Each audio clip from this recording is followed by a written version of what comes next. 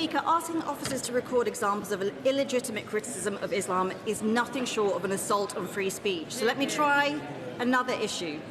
Last night, Labour MPs voted to give children as young as 11 powerful puberty-blocking drugs that could leave them infertile for the rest of their lives. She is the Cabinet Minister for Children. She knows that children in the care system are overrepresented in this group. This cannot sit right with her.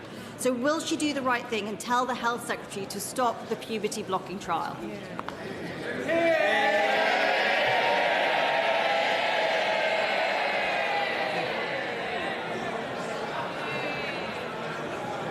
Mr. Speaker, when Dr Hilary Cass published her review, we endorsed all of those recommendations, as did the party opposite. And an important part of what Dr Cass set out was that it is essential that healthcare is available to children and young people who are experiencing gender dysphoria or incongruence, but that it must be safe, evidence-based and clinically appropriate. We have always been clear about the red lines regarding the MHRA's trial and the prescription of puberty blockers, and the safety and well-being of children must be at the forefront of everything that we do. But the review by Dr Cass did conclude that whilst not enough was known about the safety of puberty-suppressing hormones, it was necessary to take forward a trial.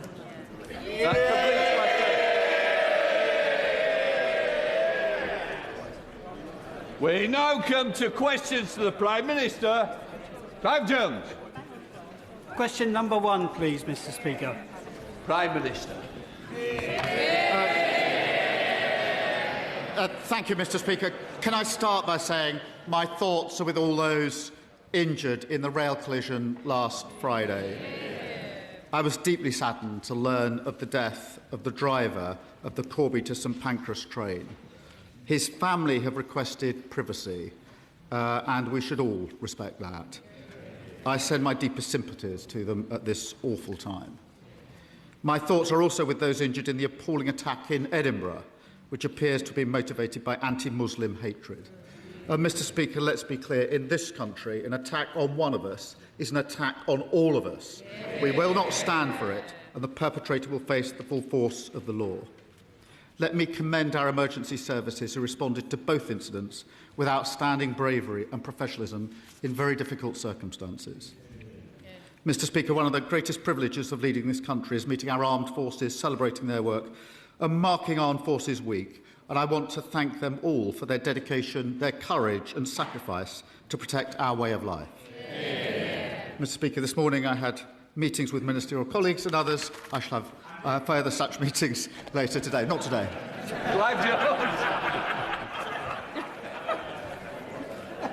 Thank you very much, Mr. Speaker, and can I associate myself with the Prime Minister's remarks? Prime Minister, the National Cancer Plan is something that your government can be really proud of. Cancer patients in Wokingham and across the country cannot afford for it not to be implemented or regularly updated. Will the Prime Minister leave a lasting legacy and support my Cancer Private Members Bill to ensure that future governments remain accountable for delivering its targets and ambitions? Well, can I first recognise his personal experience and pay tribute to his campaign? I'm incredibly proud of the National Cancer Plan, which sets out how we're ending the postcode lottery with more cancer specialists, paying the travel costs of children travelling for cancer care, and investing in technology to drive research into rare cancers. Thanks to our record investment in the NHS, we've the shortest waits for cancer diagnosis on record. He'll be pleased to know that in his constituency, waiting lists in his local care board are down by 40,000. That's thanks to a Labour government and Labour decisions. Thank you, Mr. Speaker. Max Hall is 14 years old. He should be worrying about school, football, friends and what he wants to be when he grows up. Instead, he is living with a high-grade brain tumour and there is no cure available to him. His parents, Jackie and Stephen, want to know, why are children still being diagnosed with brain tumours and told there's no treatment options available? Why has brain tumour research remained so underfunded when brain tumours kill more children and adults under 40 than any other cancer? And why are families like them left to search for hope themselves? This Prime Minister has done so much to strengthen our NHS. So does he agree with me that we need to move at pace and do much more to offer hope to Max and his family and families like his facing this unequally devastating disease? Can I just say my thoughts, and I'm sure the thoughts of the whole House, are with Max and his family in what must be the most awful of circumstances. Through our Cancer Trials Accelerator programme, we'll make it easier to launch innovative new clinical trials and find new treatment. And for people like Max, that will mean make young people's cancer a research priority, make clinical trials more accessible, and pay for his travel costs for care. I hope that comes as some comfort, but as a parent, I can't imagine what his family are going through, given the circumstances that he faces. And I know that a minister will be happy to meet Max and his family. Leader of the Opposition, Kemi Bednall. Thank you, Mr. Speaker. And can I associate this side of the House with the Prime Minister's remarks on the horrific train crash, the attacks in Edinburgh, and, of course, Armed Forces Week? I want to start by congratulating the Prime Minister. He's the other party leader who won a by-election last week. Although I think I'm much happier with my new MP than he is with his. 2 weeks ago, Mr. Speaker, 2 weeks ago, the Prime Minister told the House that the government was funding defence and everything was under control. The very next day, the Defence Secretary resigned, saying the Prime Minister was unable and the Treasury unwilling to fund the defence of our country. What changed? Well, Mr. Speaker, she references the by-election. I'm very pleased with our new Member of Parliament. Can I also say to her, in Gorton and Denton, the Tories got 1.9% of the vote. Can I congratulate her, because in Makerfield, they got 2.2% of the vote. Just edging past Count Binface. She says they're winning everywhere. At that rate, it'll take them 500 years to get back into power. Mr. Speaker, meanwhile, back on these benches, we've delivered the biggest sustained boost to defence spending since the 1980s. That's £270 billion over this Parliament. That, Mr. Speaker, is a record. The Defence Investment Plan will take that even higher. That's about facing the future. We'll finalise the plan with the Defence Secretary and we'll have it published before the NATO summit. Mr. Speaker, I think the Prime Minister forgot to mention that in Aberdeen South we got 50%. And he says that he's funding defence. The truth is, he wouldn't be in this mess if his Chancellor had found money for the Defence Investment Plan. The Prime Minister gave her the second most important job in Britain. She was the first female Chancellor. She lives next door to him, but wouldn't even come out to stand by him during his resignation speech. She was too busy getting ready for a selfie with the new leader. Does the Prime Minister feel let down by his Chancellor? This is the Chancellor who ended austerity inflicted on our country for 14 long years. This is the Chancellor who got the economy growing, Mr. Speaker. She doesn't normally want to talk about the economy. That's because in the first quarter of this year, the UK had the fastest growing economy in the G7.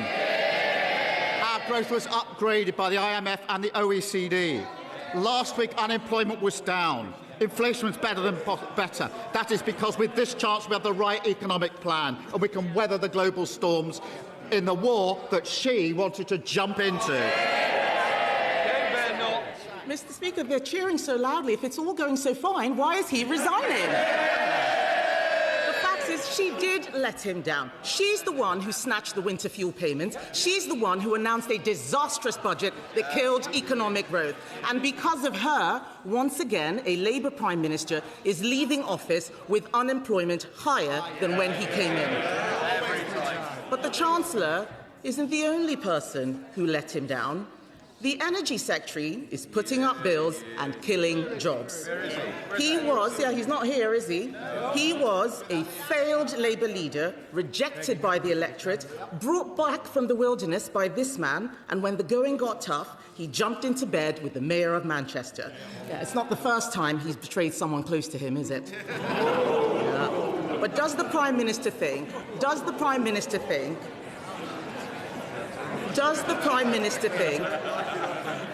that this treachery should be rewarded by being appointed Chancellor? Mr. Speaker, the Chancellor and I picked up our party 6 years ago from the worst defeat since 1935. We turned it around and we made it face the country.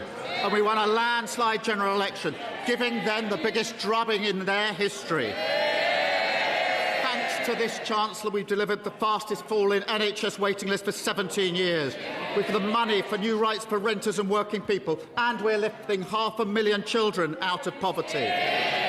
Mr. Speaker, the test for every Prime Minister is handing over the country in better shape than you found it. I know I can do that, which is more than can be said for her predecessor, her predecessor's predecessor, and her predecessor's predecessor's predecessor. Mr. Speaker, once again I have to ask, if it's all so fantastic, why is he resigning? And I think it is very generous of the Prime Minister to stick by his ministers, because they didn't stick by him.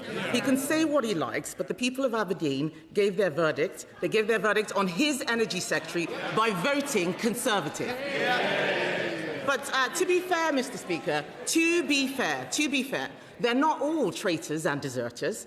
Some of his cabinet have been loyal and incompetent.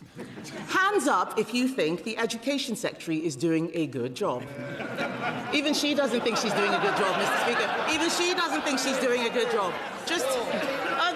Someone did. Just for those who raised their hands, the two people who raised their hands, yesterday a poll found that 0% of teachers think the Education Secretary is doing a good job. 0%. She taxed private schools to pay for more teachers,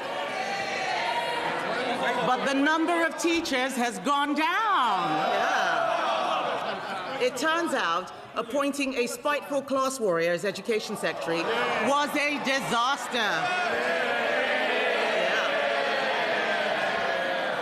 Does the Prime Minister agree that he has been let down by her incompetence? Prime Minister. The Education Secretary grew up in poverty. She knows exactly what it means to grow up in poverty. She was once reluctant to tell her story. I know her story. It's an incredible story of social mobility and success. I am so proud that she is sitting there, and so should everybody in this country who cares about social mobility. She knows that for poor children, education is absolutely vital, and that is why it drives every single priority and value that she has. I would have thought the party opposite would recognise and understand some of that, but they've fallen so low they don't. Mr. Speaker, the fact is that if she knew so much about poor children, she wouldn't have given them fewer teachers. Teacher numbers have gone down. It's amazing. I've never seen this much excitement on the Labour benches. Yes, cheering so loudly while there are 400 knives stuck in his back. Shame on them. They don't like it up them, but they know that what I'm saying is true. And Mr. Speaker, there were times when the Prime Minister tried to do the right thing. He did try to cut welfare. And who stopped him? Those MPs behind him. In the words of the Welfare Secretary, his MPs only want to know who they can tax to fund more benefits. They are not Labour MPs, they are welfare MPs. Does the Prime Minister feel betrayed by the people he got into Parliament? Sorry, Prime Minister. Can I just say, let us think about the language we're using. I think that'll be the first to leave, please. Can I just say, think about the language we're using, because when we leave this chamber, don't be surprised when constituents feel they can use the same language against each other. Let us show a little bit more decorum and respect to each other. Prime Minister. Thank you, Mr. Speaker. I was trying to do all of this with as much good grace as I could, but I shall certainly miss these exchanges. I'm very proud of every one of our MPs who, with a landslide Labour victory, coming from all different backgrounds, from all different places across the country. We inflicted the biggest loss on the Tory party opposite in the history of their party. We picked up our party, we turned it around. We had to address what went wrong. We turned it around. We won a landslide victory. She won't even address or even talk about their failure after 14 long years. Can we vote or not? Mr. Speaker, he is the one who is resigning because of his MPs. There's no point trying to distract from it. And let's be honest, Mr. Speaker, the Prime Minister has made many mistakes, otherwise he wouldn't be going. But he has also been let down. I'm only saying what his staff have been briefing. He has been let down by an energy secretary who is killing industry, let down by a chancellor who is killing jobs, let down by backbenchers who don't understand that government is about tough choices. He U-turned again and again and again to appease them, and now they've abandoned him. And what for? A pair of eyelashes and a black T-shirt. Isn't the truth that whoever is in charge, Mr. Speaker, isn't the truth that whoever is in charge, the real problem is the Labour Party? Mr. Speaker, 2 years ago I walked into Number 10 and found a broken economy, broken public services and broken trust in politics. Because of our decisions, my decision, the country is moving in the right direction, a stronger and a fairer Britain, ending austerity, investing in our public services, the fastest fall in NHS waiting lists for 17 years, more rights for workers, more rights for renters, standing with Ukraine, Britain's reputation restored and 500,000 children being lifted out of poverty. Change promised by a Labour government, fought for by a Labour government, change delivered by a Labour government. Thank you, Mr. Speaker. My Hendon constituency is proud to sit at the heart of the UK's largest Jewish community in the London Borough of Barnet. But today, many of my constituents, many of that community, are living in fear. In northwest London, in recent months, we have seen Jewish charities firebombed, synagogues attacked, Jewish people stabbed in the street, and all that against the backdrop of a daily drumbeat of abuse and intimidation. I know everyone on these benches is determined to defeat this despicable hatred, and I welcome the actions the government is taking to root out the poison of our anti-Semitism. Can the Prime Minister tell this House what the government is doing, not only to protect the Jewish community in Hendon and Barnet, but to make sure we can live full and proud Jewish lives free from fear? Yeah. Well, I thank him for his question. Anti-Semitism is a poison. And that is why I drove it out of the Labour Party. In government, we're acting to drive it out of society. New powers to ban repeated protests, new plans to root anti-Semitism out of our schools, universities and the health service, and new prescription-like powers to clamp down on malign state activity which incites hatred and violence. And we will take further steps. I'm proud to lead this tolerant, decent country and will always fight for the security, safety and freedom of British Jews. Sir Ed Davey, Leader of the Liberal Democrats. Thank you, Mr. Speaker. Can I associate myself and my party with the Prime Minister's remarks about the horrifying train crash in Bedford and the appalling attacks near a mosque in Edinburgh? Our thoughts and prayers are with the victims and their families. And can I mention, Mr. Speaker, today's review of Nottingham's maternity services, which is truly shocking. I hope the government will rise to this moment and implement Donna Ockenden recommendations in full without delay. Mr. Speaker, can I also recognise how difficult it was for the Prime Minister to make the statement he did on Monday? It's an important reminder, as we debate issues robustly in this House, that we are all human, and it's something that everyone should remember.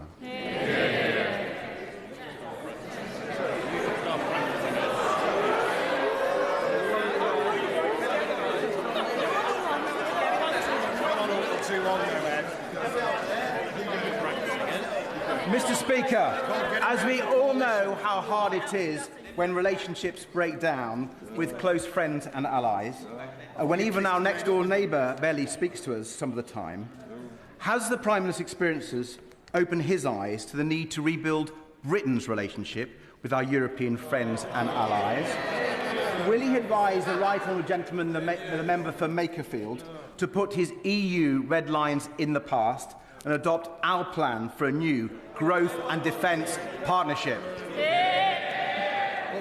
Mr. Speaker, I'm very proud of the fact that we've reset our relationship with the EU and we're bringing it closer together. That is in the best interests of our country, and I know he understands that. And I know that, like me, he's been reflecting on his own career. Given that he had revelations, he turned down a job with MI6. I think the whole House will be wondering what might have been. 00 David. Sir Ed David. Mr. Speaker, it's very tempting to respond to that, but I've signed the Official Secrets Act. But I have to say on Europe, when history looks back at the Prime Minister's time in office, I fear that clinging to those old red lines will be judged a mistake. But, Mr. Speaker, moving on, as we swelter through this dangerous heat wave, we see the damage caused by extreme weather and climate change. Schools closed, travel chaos, lives at risk, massive costs to our economy and society. And with our Met Office already warning that future summers will regularly break 40 degrees at even greater human and financial cost, is he alarmed that some parties in this House still follow Donald Trump with policies to send temperatures soaring even higher? So will the Prime Minister warn his successor not to listen to Conservative and Reform voices and instead back our plans to cut bills and tackle climate change? Yeah! Can I thank him for raising climate change, because it is one of the most significant challenges of our time, and the weather today reminds us just how important it is. And it used to be common ground across this House, actually, that climate change was the generational challenge, and common ground that the UK should be a leader globally on it. And I remember not so long ago the party opposite leading in the COP summit, something that we were able to support. It is a shame that in order to chase reform votes, they've changed their mind, and we haven't got that consensus across the House. But I will always maintain that we must be global leaders on climate change, and we always will be. Thank you, Mr. Speaker. This morning, a mature street tree fell on my house. No one was hurt, but it is another reminder of the results of this extreme heat that we're facing. Today is the hottest June day ever on record. Extreme heat and flooding are becoming more normal, and the government need to stay ahead of this. In our homes, in our workplaces and in our farming. As Chair of the Environment APPG, I'm conducting an inquiry into government preparedness. Can the Prime Minister tell the country what actions he is taking to step up our resilience? Well, thank you for a question, and it's clear that severe heat waves are evidence that climate change is impacting our country. And we've been working, Mr. Speaker, to coordinate the response, and I urge people to follow the guidance from the Health Security Agency. We're making our country more resilient for the future by modernising building regulations so homes are cooler and better ventilated, building 9 new reservoirs to protect water supplies, and investing record amounts in flood defences and sustainable farming. While Labour is doing that, Tourism Reform want to rip up the Climate Change Act. That is the wrong approach for our country. Liz Saville-Roberts. Yeah. Diolch yn fawr iawn, Lefarydd. The end of the Prime Minister's premiership comes close on the heels of the end of Labour's 100-year dominance in Wales. People simply didn't feel that his party stood up for them, and it's irrefutable that this too is part of the Prime Minister's legacy. There is a tradition, I believe, of leaving notes on desks for successors. So, will he leave a useful note to the incoming Prime Minister that respect and understanding go a very long way, and that democratic choices, including those of devolution, can't be dismissed?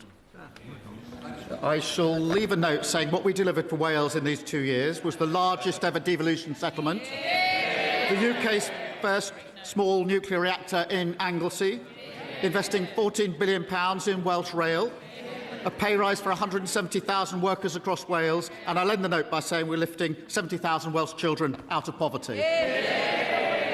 Keir Starmer.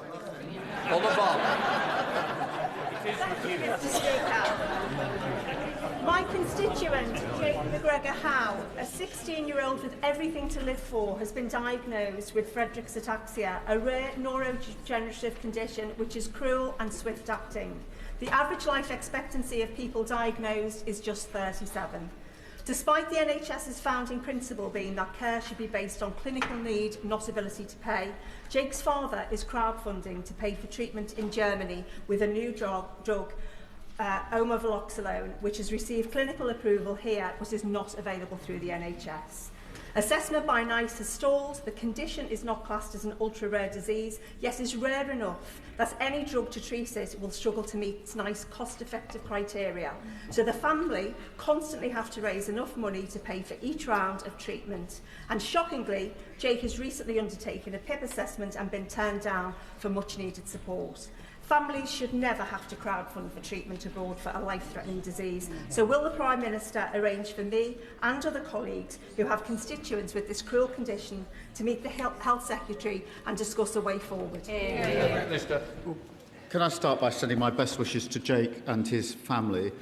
The changes we've made to the way NICE evaluates medicines is already increasing access to innovative new medicines. I will make sure that she gets the chance to meet the Health Minister to discuss Jake's case and the related issues.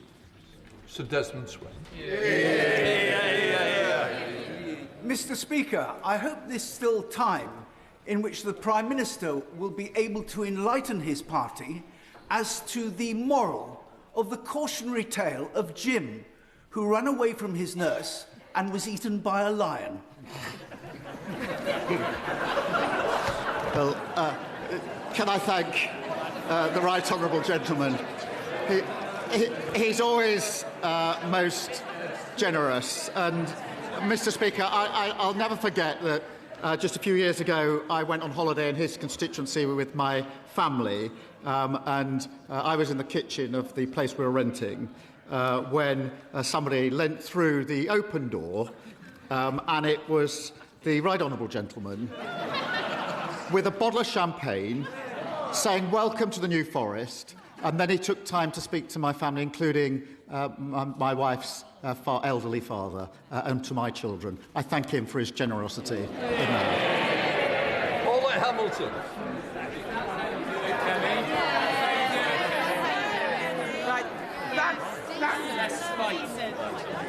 Thank you, Mr. Speaker. I would like to thank the Prime Minister for his leadership. One of the concerns that I hear most often from my constituents across Erdington, Kingstanding, Castlevale and South Oscott is about the rapid growth of exempt accommodation.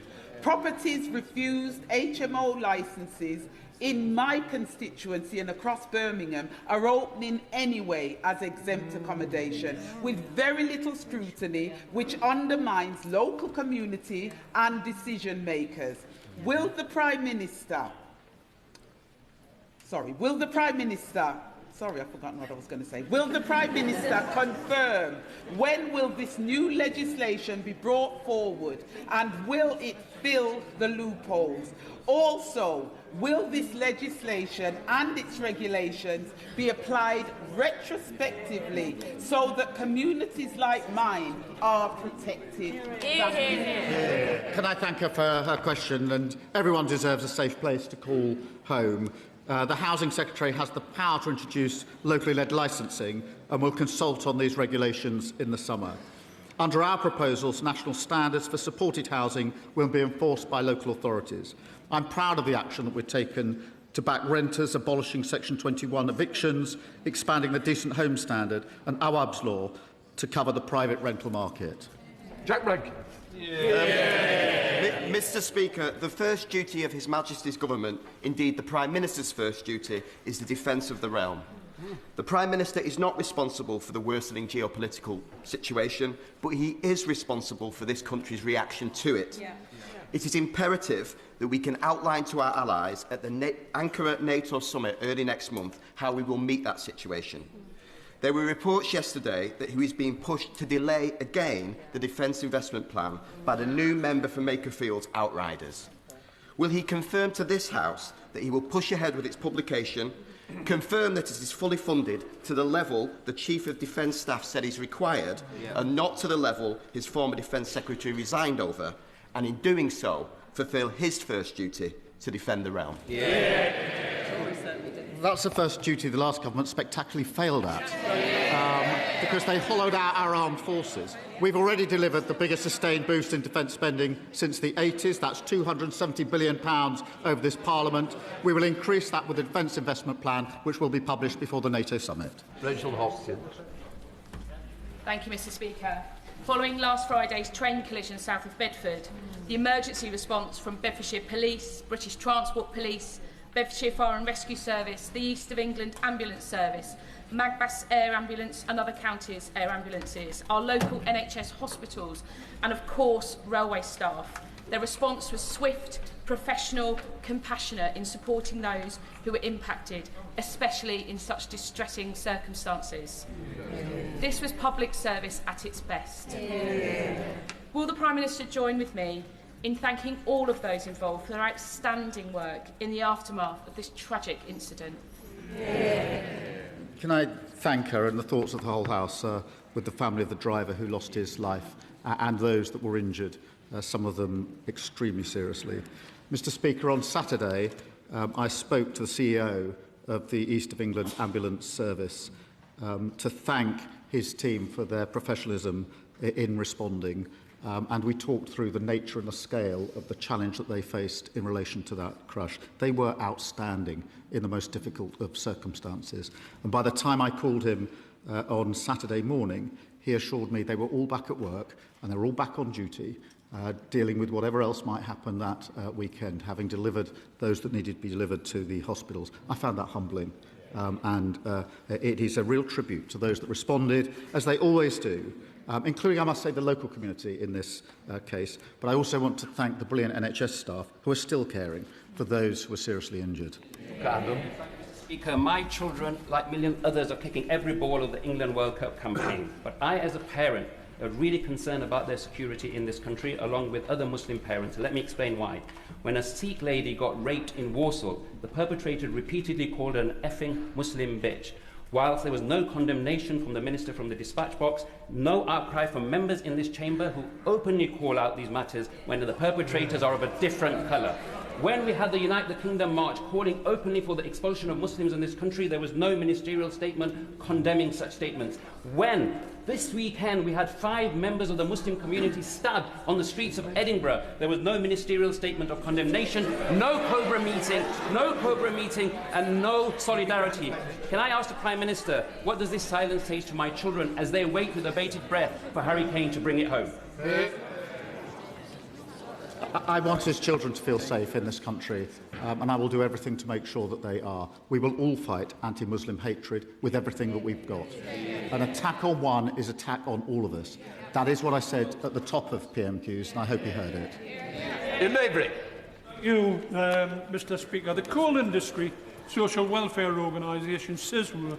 It's a miners' charity that was established in the 1920s to support the miners in their communities.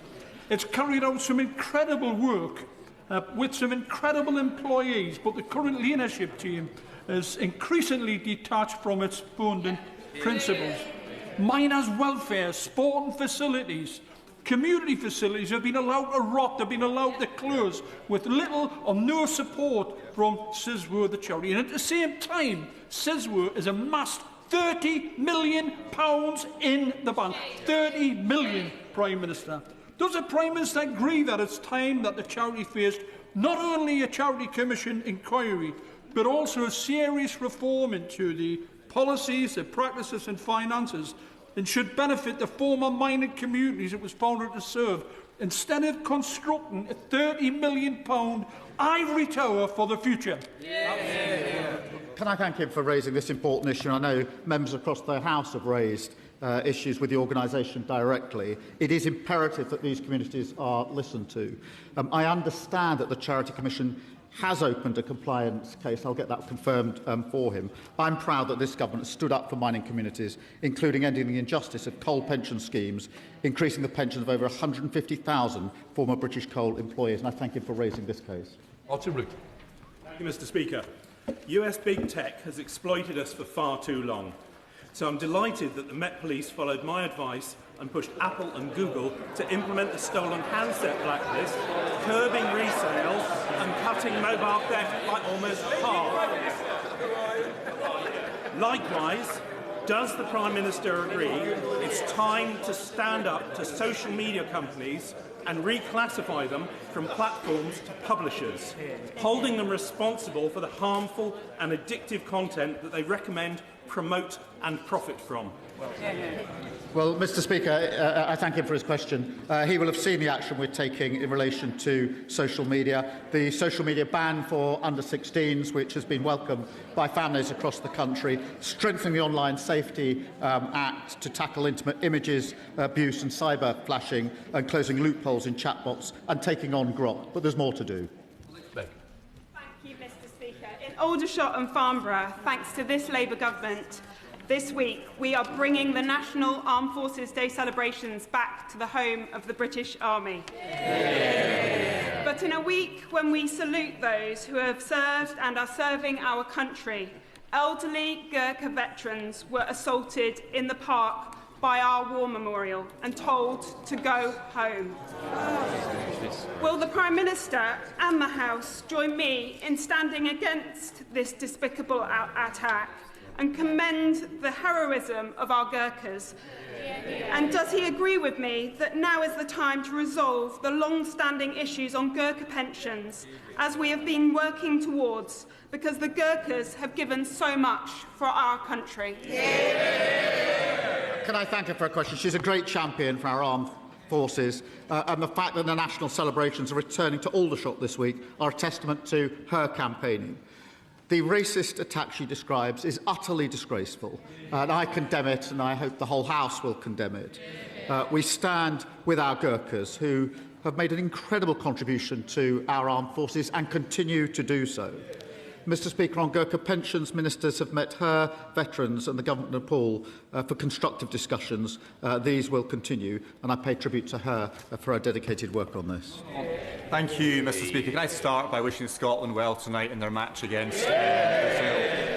Following the conviction of former SNP Chief Executive Peter Murrell for embezzlement, serious questions about governance and oversight remain unanswered. The Scottish Government is refusing to establish an inquiry despite clear public concern. The law does provide for UK inquiries into devolved matters where there is a wider public interest. So as the Prime Minister prepares to leave office, will he set up an inquiry with the powers needed so we can uncover the truth? Well, can I wish Scotland well as well in the upcoming match, and of course England in the third match, a little better than last night, hopefully. But, Mr. Speaker, on this question, it is really a serious set of questions that need to be answered by the SNP and the government, and they simply refuse to do so. They call for transparency and accountable for everybody else when they have giant questions of their own to answer. Nothing to see here, don't want to know, don't want to have an inquiry. Totally the wrong approach. Speaker, this government's commitment under the leadership and influence of the Prime Minister to tackle violence against women and girls is a commitment that is really shared by many of my constituents. On Saturday, I was out in Llangollen for a Welsh Women's Aid fundraiser organised by community champion Moira Gleed. Llangollen's most Wuthering Heights Day ever saw me join 230 plus Cathys, learn a dance routine, all dressed in red, and perform in a streamed performance that went across the world. We've even had some fans from Japan get in contact. I know, thank you. Will the Prime Minister join me in recognising the hard work of Moira, her daughter Rowena, and all of the organisers, volunteers, and importantly, the performers for making this really important event happen? Well, can I pay tribute to her and all of those that took part? And I'm really glad that it got noticed around the world, because this is what raises awareness. I thought she was going to ask me to join her in the next dance, but if it's simply to pay tribute, I'm very happy to do so. Richard Ford. Thank you, Mr. Speaker. Tony Blair suggested that at the beginning of his premiership, he was at his most popular and least capable. Blair talked about ending his time in office at his least popular and most capable. For the sake of people in the South West and across the country, what tips can the Prime Minister offer his successor? Well, I think the first one would be don't ever inflict austerity on the country. And since he's a Lib Dem, I'd probably add, don't wear a wetsuit. Thank you. Mr. Speaker, you will be aware that on Monday it was Windrush Day, founded by Patrick Vernon, to celebrate the contribution of migrants to our community. Could I ask the Prime Minister to outline exactly what this government is doing to recognise and serve the Windrush generation who did so much to play a vital role in our country's history? Well, can I join her in marking Windrush Day and thank her for raising this? Because this is the opportunity to thank a community that made an extraordinary contribution to our country and remember the injustice that they faced. I'm proud that we've overhauled the compensation scheme to deliver faster access to compensation and justice, provided £1.5 million to organisations supporting claimants, and appointed the first ever Windrush Commissioner to rebuild trust and deliver justice. I'm incredibly proud to lead a country that's built on dignity and respect, and where everyone is seen and everyone is valued. Wendy Moore. Thank you, Mr. Speaker. From slashing winter fuel payments to surrendering the Chagos Islands, this Prime Minister has got every major decision wrong. It's no wonder even his own MPs are now looking elsewhere for the answers. So as this may be one of, if not his, final appearances at the dispatch box, will he make one final U-turn? Will he scrap Labour's disastrous grey belt policy and help protect the precious green belt spaces and green areas across Aldridge Brownhills? And if not, his legacy will be one that he was the Prime Minister who destroyed so many of our local communities. I do like the Right Honourable Lady, and when she talks about destroying and legacies, I remember she was the Chief Whip, I think, to Liz Truss. I'm very proud that we are building the houses that we need so that everyone has a base camp for their opportunity and their aspiration, something the last government failed on and we're succeeding on. Final question, Alistair Strather. Mr. Speaker, Gareth Southgate's documentary last month spotlighted some of the heartbreaking ways we're failing too many young men growing up in Britain today. But it was heartening to see the inspiring work Hitchin youth worker Dan Gaze was able to carry out with young men in my community who found themselves in hard times. Both Dan and the boys at Hitchin Lads Boys School who were interviewed as part of the documentary I thought were an absolute credit to my town. But how can we make sure we're encouraging more men into teaching and youth work roles so that every young man growing up in Britain today can benefit from these positive role models across their community? Well, can I join him in paying tribute to the inspiring community members like Dan who truly represent the best of Britain? Having an inspiring role model is vital for young men, and that's why we're investing £500 million in our National Youth Strategy, which includes launching 50 new young future hubs, creating more mentoring and youth worker opportunities. Let the front benches change over.